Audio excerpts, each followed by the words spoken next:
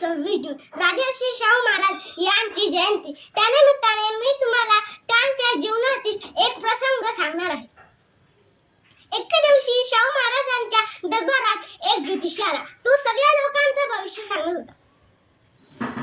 तर तिथल्या लोकांनी त्या ज्योतिषाला विचारलं की तू आमच्या महाराजांचं पण भविष्य सांगशील का? तर तो काय म्हणाला, हो की सांगशील. तर दरबारातल्या लोकांनी त्या ज्योतिषाला शाहू महाराजांजवळ नेले.